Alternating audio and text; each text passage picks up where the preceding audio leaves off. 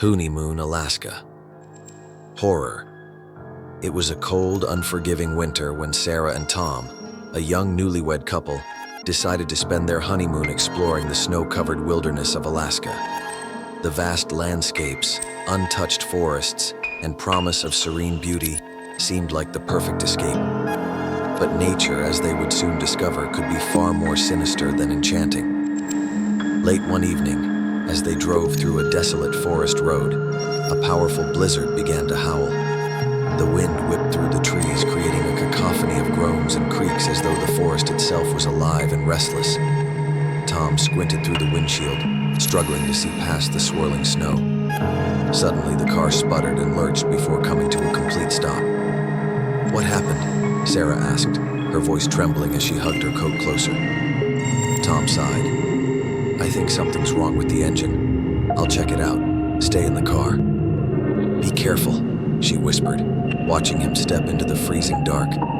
The snowstorm swallowed him almost immediately. Minutes passed, then what felt like hours. Sarah sat in the car, her breath fogging up the windows. She turned on the radio, but all it gave her was static, a sharp grating noise that made the hair on the back of her neck stand up. The storm outside was relentless, and the thick darkness made it impossible to see anything. "Tom," she called out softly. There was no response.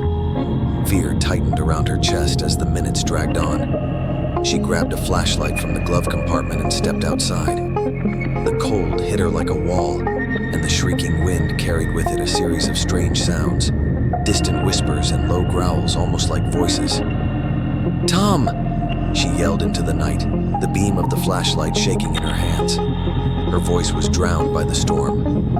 Then she saw it. Barely 5 meters away from the car, Tom's body lay sprawled in the snow. Sarah froze, unable to comprehend the scene before her. Blood stained the snow in a horrific crimson bloom. Trembling, she edged closer, and that's when she saw the note clutched in his stiff, lifeless hand. "You're next." Her breath caught in her throat. Her heart pounded so loudly it drowned out the storm. Panic surged through her veins and she stumbled back, eyes darting around the dark forest. A blood-curdling noise, a deep guttural laugh, sliced through the wind. Sarah turned, and in the distance, just beyond the tree line, 2 glowing red eyes stared at her. They were enormous, burning like hellish lanterns, and they blinked once. Slowly, her flashlight flickered, and for a moment, the creature's massive silhouette came into view. Impossibly tall, with elongated limbs and a grotesque, twisted form.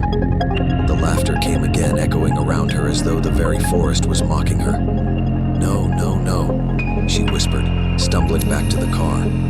She slammed the door shut and locked it. Her hands shook uncontrollably as she struggled to breathe.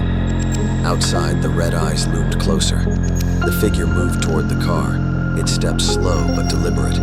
The sound of heavy breathing, inhuman and guttural, surrounded her, as if the creature was already inside with her. The windows of the car began to frost over, strange symbols forming on the glass, marks she didn't recognize but instinctively feared. The temperature inside the car plummeted, and her frantic breaths turned into visible clouds of air. She tried starting the car, but the engine wouldn't so much as turn over. "Please, no," she sobbed, clutching the steering wheel. The creature reached the car. Its shadow fell over the windshield, blocking out the pale moonlight. Sarah couldn't see its face, only those monstrous red eyes. It began tapping a clawed finger against the window, the sound slow and deliberate, like the ticking of a clock. Tap, tap, tap. Suddenly, the laughter stopped. The tapping ceased. The storm outside seemed to pause, as if the entire world was holding its breath. For one agonizing moment, there was silence. Then the creature spoke. "Let me in." The voice wasn't loud, but it rattled through her skull like thunder. It was deep, hollow, and inhuman, vibrating with a cruel amusement. Sarah shook her head violently, tears streaming down her face. "Leave me alone!" she screamed.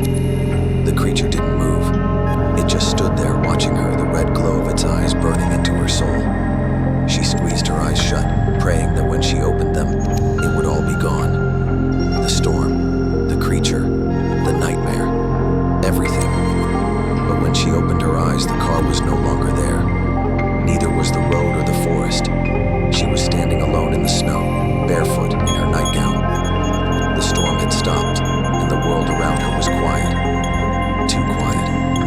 Then she heard it, a whisper right behind her ear. "You're next." The last thing she felt was the sensation of icy claws closing around her shoulders before she was dragged